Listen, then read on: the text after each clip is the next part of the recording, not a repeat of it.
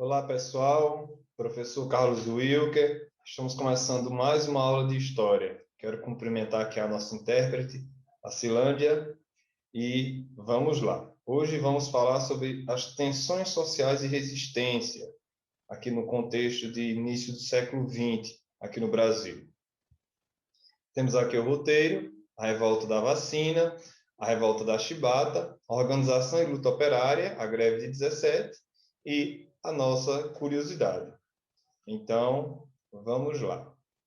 A revolta da vacina. O que foi a revolta da vacina?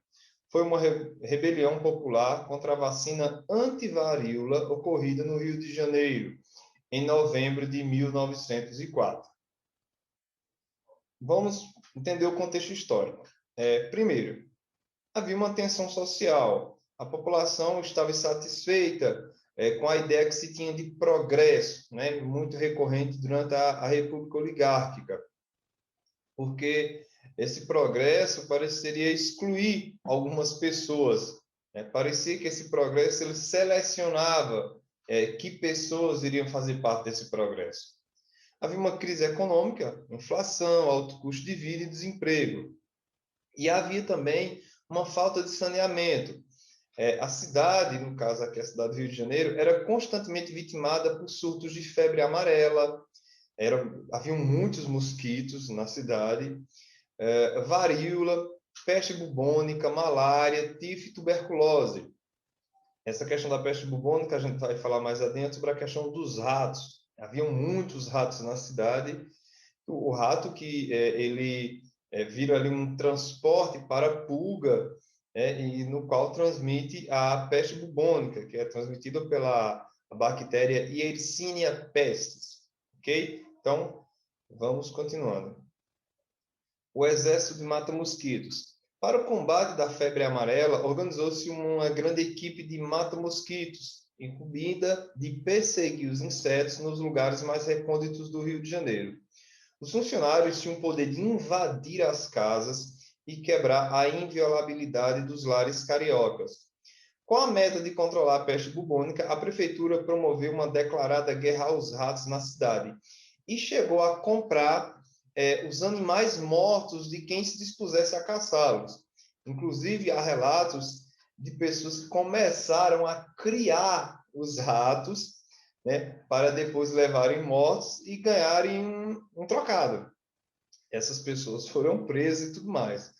Para vocês terem uma noção até que ponto chega a cabeça do brasileiro. Eles chegaram a começar a fazer com que os ratos se reproduzissem, um verdadeiro criador de ratos para depois trocar por dinheiro.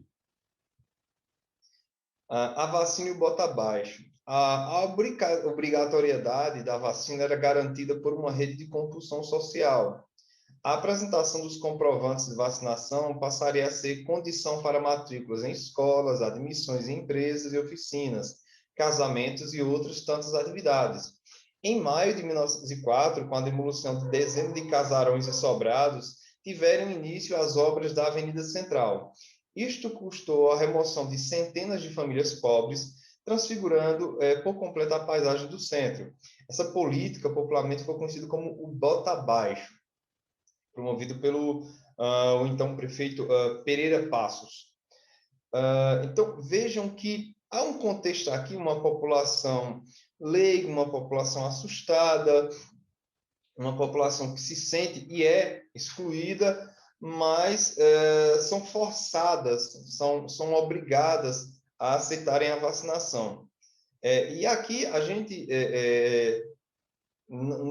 não tem que ser contrário à vacinação, mas a gente tem que contextualizar as coisas, né? A gente tem que contextualizar. É uma época de muita ignorância. Você vê em pleno século XXI, ainda há muita ignorância em relação à medicina e à vacina. Imagina em Brasil, início do século XX. Então, realmente, a população tinha muito medo, se sentia muito violada, muito vítima, né? E vendo que passaram décadas de lá para cá e ainda realmente há muita ignorância acerca do processo de vacinação, levando em consideração aquele contexto ali do Rio, aquele contexto político, social, é um estopim, né? Então, é compreensível que realmente vai existir essas tensões. O desenrolar da revolta. A insatisfação popular tomou forma de protesto. Os confrontos que se iniciaram a partir da prisão de um estudante numa manifestação no Largo de São Francisco, em pouco tempo se generalizaram, opondo os populares e as forças policiais. As cargas de cavalaria tentavam a todo custo conter a insatisfação dos amotinados. Em poucos dias, os conflitos atingiram diversos bairros da cidade. As áreas compreendidas entre o Largo de São Francisco e a Praça de Tiradentes converteram-se em verdadeiros campos de batalha. Novamente, a causa, na verdade, seria o estupim, né? Já haviam várias tensões sociais, seria essa vacinação obrigatória. Agora vamos para a revolta da Chibata.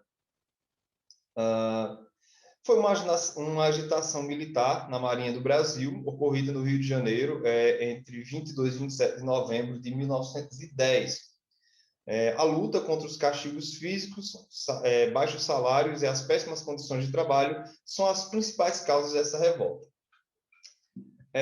Vamos lá. Primeiro, na época a Marinha ela era chamada de armada. E a Marinha, historicamente, ela é uma arma da elite. Historicamente, a Marinha ela é monarquista. Tanto é que no período da República irão haver duas revoltas da Armada.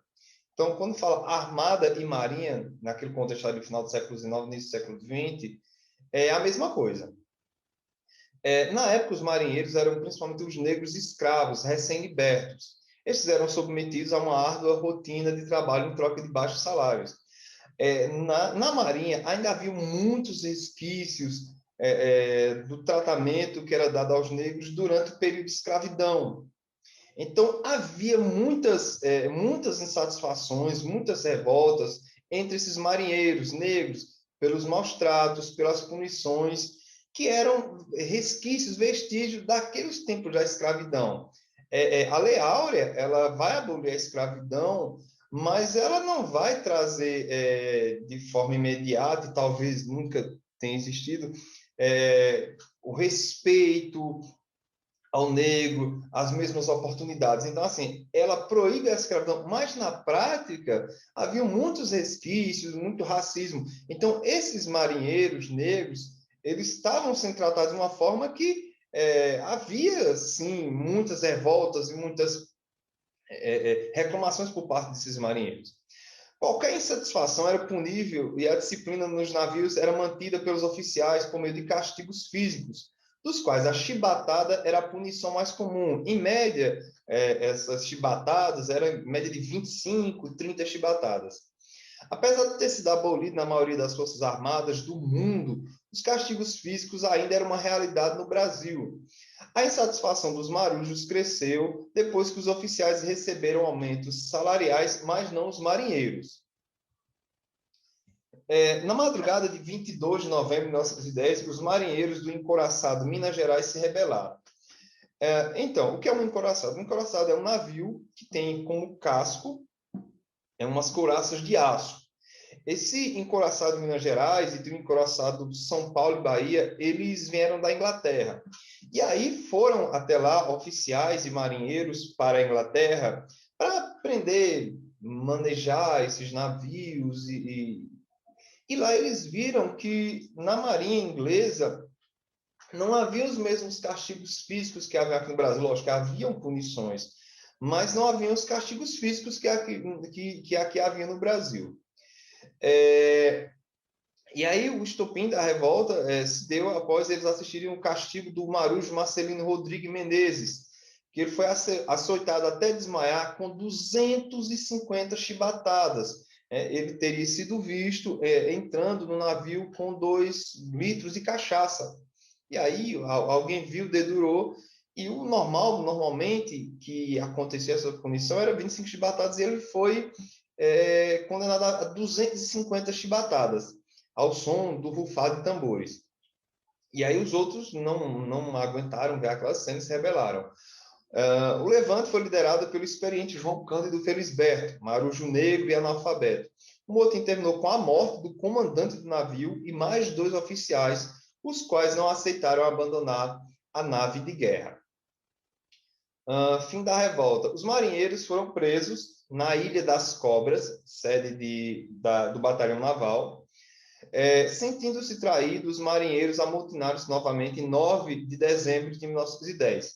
A resposta do governo foi dura, e a prisão foi bombardeada e destruída pelo exército, matando centenas de fuzileiros navais e prisioneiros.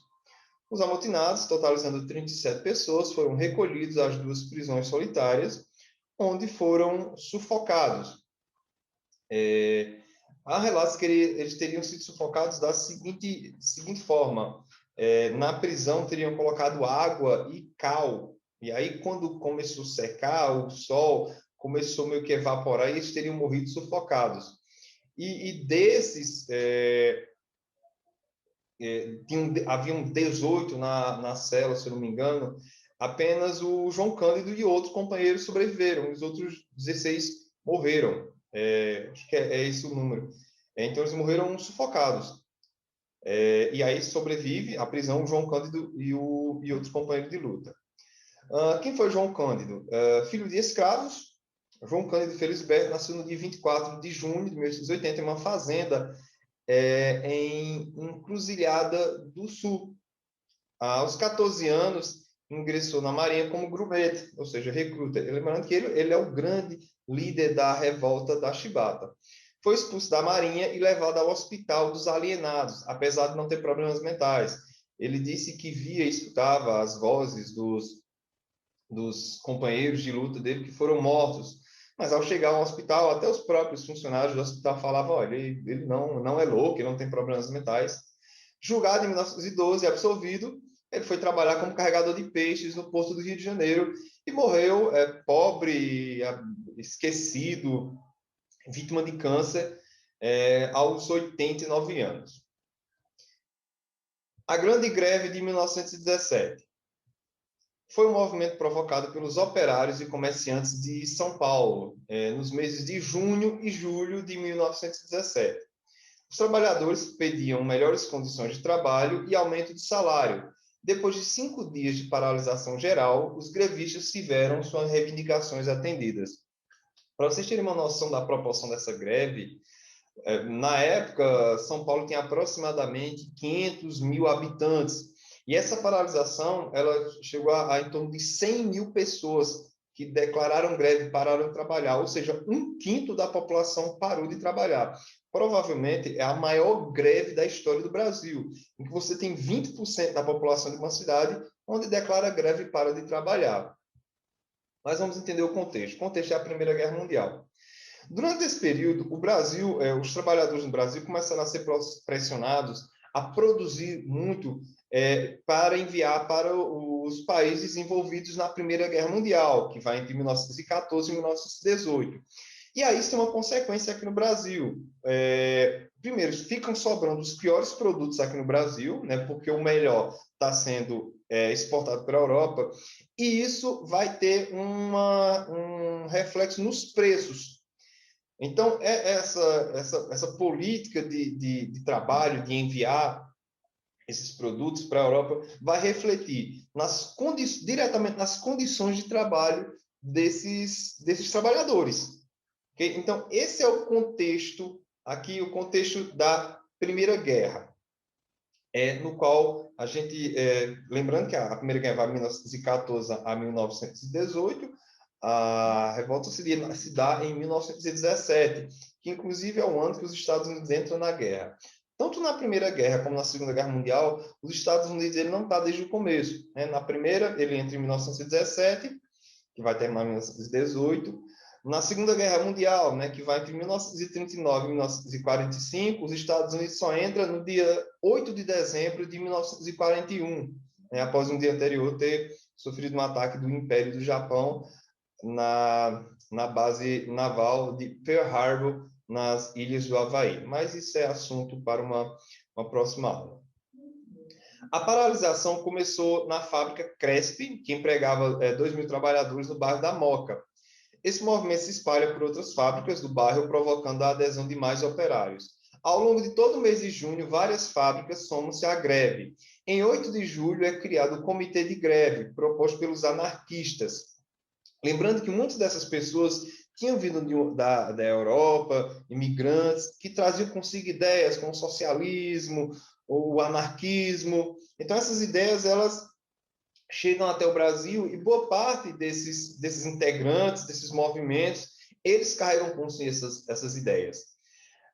Proposto pelos anarquistas. No dia seguinte, a polícia mata o sapateiro espanhol José Martinez e causa uma revolta entre os grevistas.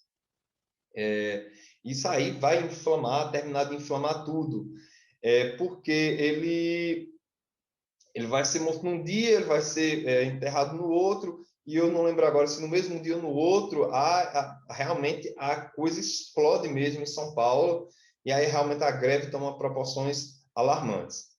Em 12 de julho, a greve estava decretada. São Paulo amanhece com fábricas, comércio e transportes parados. Depois de árduas negociações, os operários conquistaram um aumento de 20% do salário. Inclusive, esses operários eles se recusavam a dialogar e a negociarem diretamente com os donos das fábricas e tudo mais, né? Teria que haver um intermédio. Ganham o aumento de 20% do salário, direito de associação e a não demissão dos envolvidos na greve. No dia 16 de julho, um comício realizado no Largo da Concórdia decreta o fim da primeira greve geral do Brasil. Algumas consequências dessa greve geral: o operariado brasileiro adquire consciência de classe, desenvolvem-se os primeiros sindicatos a partir das ligas de classes de bairros, porque essas ligas, essas associações, elas se organizavam, era mais por bairros, não era tanto por ideologia, por classes, era mais por bairros, era algo mais bairrista, vamos falar assim. Houve uma divulgação e fortalecimento das ideias de esquerda no Brasil, e a resolução de conflitos sociais não deveria ser resolvida apenas através da polícia. E aqui a nossa curiosidade pessoal, vocês sabem quem inventou a vacina? Pois é, pessoal, o inventor da vacina é esse camarada aí. Em 14 de maio de 1796, 100 anos antes que o mundo soubesse o que são vírus, o médico rural inglês Edward Jenner descobriu a primeira vacina, né, que seria capaz de combater um dos piores deles. Foi usando o vírus de uma doença adquirida da vaca, que provocava lesões muito similares à varíola, que ele conseguiu criar um medicamento capaz de combater uma doença, ok? Então, século XVIII, Edward Jenner, ele é um inventor da vacina. Inclusive, a palavra vacina, vacinação, elas derivam do termo varíola de vaca. Então, a palavra vacina ou a palavra vacinação tem essa origem, ok? Então, esse cara aí, Edward Jenner, é o grande gênio que inventou a vacina. Então é isso, pessoal. Vou ficando por aqui. Espero que vocês tenham gostado e até a próxima.